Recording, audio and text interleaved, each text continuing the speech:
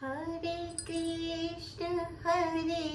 कृष्ण कृष्ण कृष्ण हरे हरे, हरे राम राम राम हरे हरे। हरे कृष्णा सभी भक्तों को मेरा दंडवत प्रणाम। आज हम भगवत गीता जी के 6 अध्याय के 25वें श्लोक पर बात करेंगे। वास्तव में होता यह है कि हम सब लोग अपनी जो भी हमारी बहुत वर्षों से बनी हुई जो आदतें हैं, जो हमें अभ्यास हो गए हैं, उन सबको त्यागना अत्यंत कठिन होता है। तो भगवान भी ये जानते हैं कि सहसा त्याग जो है वो कभी भी उचित नहीं होता, और जो भी हमें जिस भी विषय में हमको उन्नति करनी होती है उसमें हमको यह अवश्य ध्यान में रखना पड़ता है कि जो हमारी गति हो वो स्थिर हो, चाहे वो धीमी हो परंतु वो स्थिर गति हो और वो निरंतर हो। तो इसलिए यहाँ पर जो है भगवान कह रहे हैं कि किस प्रकार से हम ध्यान लगा सकते हैं, या किस प्रकार से हम अपनी वो जो वर्षों से जो हमारे साथ आ रही है अभ्यास से जो भाव, उनका त्याग कैसे किया जा सकता है। और सबसे अधिक अभ्यास हमें किस वस्तु का हो गया है? आसक्ति का हो गया है। हम जो है आसक्त रहते हैं अपने भौतिक इंद्रियों के विषयों से, और हमारी जो बुद्धि है वो देहात्म बुद्धि है, जिसे कलुषित चेतना कहा जाता है। कलुषित चेतना का अभिप्राय है कि हम सब वस्तुओं का भोग मेरे लिए है, ये सब मेरा भोग है। इस प्रकार से जो हम देह को ही मैं मान लेते हैं, या आत्मा के अस्तित्व को समझ ही नहीं पाते हैं, तो उस समय हमारी जो आसक्ति है वो बहुत अधिक भौतिक सृष्टि में, भौतिक प्रकृति में दृढ़ हो जाती है।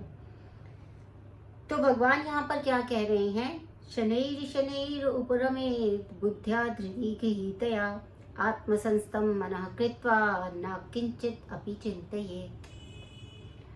अर्थात धीरे धीरे, जो इसका शाब्दिक अर्थ है वो यह है कि धीरे धीरे क्रमशः पूर्ण विश्वास पूर्वक बुद्धि के द्वारा समाधि में स्थित होना चाहिए, और इस प्रकार मन को आत्मा में ही स्थित करना चाहिए तथा अन्य कुछ भी नहीं सोचना चाहिए।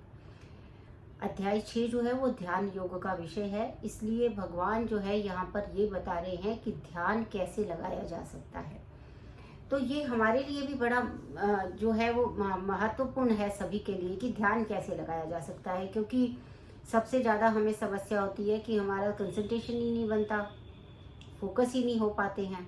तो भगवान क्या कह रहे हैं कि धीरे धीरे करना होगा। शनैर उपरमेत बुद्धिया, यानी कि धीरे धीरे क्रमशः होगा बुद्धि के द्वारा। अब बुद्धि के द्वारा कहने का अभिप्राय क्या है? बुद्धि के द्वारा कहने का अभिप्राय यह है कि माइंडफुली जब हम सोचते हैं कि मान लीजिए हम मार्केट गए, तो हम जब मार्केट जाते हैं तो हम हर चीज थोड़ा ना खरीद लेते हैं, है कि नहीं? हमें लगता तो है कि अरे ये भी बहुत सुंदर लग रहा है, ये भी बहुत सुंदर लग रहा है, ये कपड़ा भी ले लेते हैं, वो भी ले लेते हैं, ये रंग भी मेरे पास नहीं है, ये वाले झुमके नहीं है, ऐसा वैसा बहुत सारी वस्तुएं हमको मार्केट में दिखाई देती हैं। और आजकल जो ये मॉल कल्चर हो गया है, इसमें यही है। जो मार्केट वाले हैं उन्होंने क्या किया है, बाजार ने क्या किया है कि इंसान को और लोलुप बना दिया। जैसे हम एक सामान लेने जाते हैं और उस बाजार पर सारे के सारे जो है वस्तुएं जो है वो हमें प्राप्त होती हैं। अब हमारा मन करता है कि अच्छा चलो इसकी आवश्यकता नहीं भी है, नहीं भी बड़ा सुंदर लग रहा है, ये चाहे टी शर्ट तो बड़ा सुंदर लग रहा है, चाहे आवश्यकता है या नहीं। हम लेने के लिए गए थे कुछ और हम पहुंच गए किसी और सेक्शन में, और वहां से हमने बहुत सारी खरीदारी कर ली। तो बुद्धि उपरमित, यानी कि बुद्धि पूर्वक ही, माइंडफुली हमें सोचना है। अगर हम किसी मार्केट में जाते हैं तो हमें क्या करना है? सोचना है सबसे पहले कि भाई ये जो चीज़ों की आवश्यकता नहीं है वो सिर्फ सुंदर दिख रही हैं, इसलिए लेके आने का कोई औचित्य नहीं है। उसमें हम अपना धन का, समय का, स्थान का, सभी का व्यय कर रहे हैं, और अतिरिक्त व्यय कर रहे हैं जिसकी की कोई भी आवश्यकता नहीं है। तो इसी प्रकार से जो हमारी इंद्रियां हैं वो सदैव ही किसी ना किसी विषय के पीछे भागती रहती। तो शनैर शनैर बुद्धि मतलब उपरमेद बुद्धिया, बुद्धि के द्वारा उपरम करना है। माइंडफुली हमें उन चीजों को वहां से हटाना है ना। सोचना है कि ये सारी चीजें जिनके प्रति मेरा इतना आकर्षण है, ये पूरा जो भौतिक संसार जिसके प्रति मेरा इतना आकर्षण है, ये किस काम का है, मेरा आकर्षण क्यों है यहाँ पर, मैं ये सब भौतिकता में क्यों फंसा हूँ या फंसी हूँ। ये जब बुद्धि पूर्वक सोचते हैं, क्योंकि जब हम ये सोचते हैं बुद्धि पूर्वक कि भाई इसका क्या करना है, क्योंकि हमें पर तब समझ में आता है आत्मस्थ, आत्मा में सोचिए। क्योंकि ये जो शरीर है जिसके ऊपर हमने सारा अलंकार इत्यादि लगा रखे हैं और उन अलंकारों के पीछे भागते भी हैं, तो हम ये सोच रहे हैं कि यही सब कुछ है। तो जब बुद्धि पूर्वक ये सोचा जाता है कि ये तो नश्वर है, जो भी मैंने वस्तुएं खरीदी हैं, यहाँ तक कि जिस जो दुकान है जहाँ से हमने वो सामान खरीदा है, उस मॉल से जो सामान खरीदा है वो भी नश्वर है, और जो वस्तु मैंने ली है वो भी नश्वर है। और ये जो सुंदरता किसी भी वस्तु की आज दिखाई दे रही है क्योंकि वो नया नया है, वो थोड़े दिनों में जीर्ण होकर बुरा दिखने लग जाएगा। तो शनैर शनैर उपरमेद बुद्धिया धृति गृहीत्या। धृति गृहीत्या का मतलब है, धृति का अर्थ होता है धैर्य। धैर्य पूर्वक ग्रहण करना है। किसे ग्रहण करना है? इंद्रियों को ग्रह यानी कि पकड़ना है धैर्य पूर्वक, क्योंकि ये इंद्रियां जो है वो हमें बड़ा भगाती हैं, है ना। इंद्रिय भी वैसे आत्मा का भी पर्याय इंद्रिय माना गया है, वो एक अलग विषय है, परंतु यहाँ पर जो इंद्रिय है वो हमारे जो सेंस ऑर्गन्स है उनको लिया गया है। तो यहाँ पर जो इंद्रिय है उसमें वो कह रहे हैं कि धीरे धीरे जो है सारे इंद्रिय जो कर्म है वो बंद कर देनी चाहिए। अब इसका अभिप्राय क्या है? भाई हमारे पास 5 सेंसेस हैं, हम कैसे बंद कर देंगे?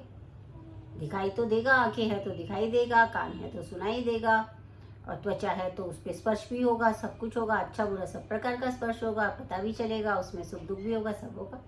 कैसे बंद करेंगे? तो क्या कहते हैं, बुद्धि के द्वारा उपरम करना है, बुद्धि का प्रयोग करके उपरम करना है कि ये सब जो हो रहा है ये कैसा है, ये नष्ट हो जाने वाला है, इसलिए इसके ऊपर ध्यान लगाने की कोई भी आवश्यकता नहीं है। ध्यान कहाँ लगाना है? आत्मा की तरफ ध्यान लगाना है। अर्थात जो वास्तव में मनुष्य का शरीर हमें मिला है वो किस लिए मिला है? ताकि हमारे अंदर का जो जीव है वो जो अपने पूर्व जन्मकृत कर्मों के कारण इस भौतिक सृष्टि में फंस गया है, इन प्रकृति के जो गुण हैं उनके जाल में जो भ्रमित हो गया है, उस जीव को उस भ्रम से बाहर निकालकर उसका जो मूल शाश्वत स्वरूप है, अर्थात वो भगवान का एक अंश है, उस परमात्मा का एक शाश्वत अंश है जिसका कार्य भगवान की सेवा करना है और कोई कार्य उसका नहीं है। जब बार बार वो व्यक्ति जो है वो सारे संसार की वस्तुओं को निकृष्ट अथवा तुच्छ समझकर उन इंद्रियों के प्रति ध्यान नहीं देता जो उनकी तरफ भाग रही हैं, और उनको बुद्धिपूर्वक अपने आत्मा में स्थित करवाता है, अपने अंदर भीतर स्थित करवाता है, और किसी भी विषय में चिंता नहीं करता, और कोई चिंता नहीं करता। अब ये इस समय भगवान ये कह रहे हैं कि भगवान की तरफ ध्यान लगाने का भी यही उपाय है। और यदि हम कोई भौतिक लक्ष्य भी रखते हैं, यदि मान लीजिए कि हम कोई भौतिक लक्ष्य भी रखते हैं, तो उस भौतिक लक्ष्य को ही केवल अपने मन में धारण करना है, और उस भौतिक लक्ष्य को पूरा करने के लिए ही अपनी इंद्रियों का उपयोग करना है, उसके अतिरिक्त और कुछ नहीं सोचना है। जैसे कि अब ये हमने लक्ष्य रखा है, ये पूरा होगा कि नहीं होगा, ये लक्ष्य क्या हुआ क्या नहीं हुआ, ये लक्ष्य सही है या नहीं, ये लक्ष्य रखने से पूर्व ही चिंतन विचार और ऊहा के जो स्तर है उसको पार करने के बाद सोच समझ के ही लक्ष्य रखना है। और जब लक्ष्य रख लिया गया है तब उस लक्ष्य के अतिरिक्त और कुछ नहीं सोचना है, फिर अपनी इंद्रियों को बाकी सारे विषयों से हटाना है। और ये बुद्धिपूर्वक ही होगा कि क्या जिस विषय के पीछे मैं भाग रहा हूँ या भाग रही हूँ वो विषय मेरे को लक्ष्य पूर्ति में सहायक होगा या नहीं होगा। अगर सहायक होगा तो ही मैं उसका ग्रहण करूं, और अगर वो सहायक नहीं है तो मुझे उसको त्याग देना है। तो यहाँ पर भगवान जो है वो 2 बातें स्पष्ट कर रहे हैं। पहली बात ये है कि कभी भी हम कोई भी कार्य करेंगे, कोई भी यदि कर्म को बंद करने का भी उपक्रम हम करते हैं तो वह सब भी धीरे धीरे होगा, पहला। और दूसरी बात ये कि बुद्धि पूर्वक होगा, अर्थात जब तक हम बुद्धिपूर्वक निर्णय लेने का अभ्यास नहीं करेंगे तब तक हम अपनी इंद्रियों को वो वाले विषयों से नहीं हटा सकते जिनसे हटाया जाना आवश्यक है अपने लक्ष्य की पूर्ति करने के लिए। तो इसी के साथ भगवान जो है वो हमको ध्यान किस प्रकार लगाना है उसके ये जो है वो कुछ प्रमुख बिंदु हमारे सामने भगवान ने अपने उपदेश के रूप में रखे हैं। तो हम सब भी अपने लक्ष्य को प्राप्त करने के लिए इसी प्रकार प्रयास करते रहें और शनै शनै ही प्रयास करेंगे तो भी एक दिन हम सफल हो जाएंगे। आप सबका हार्दिक धन्यवाद। हरे कृष्णा।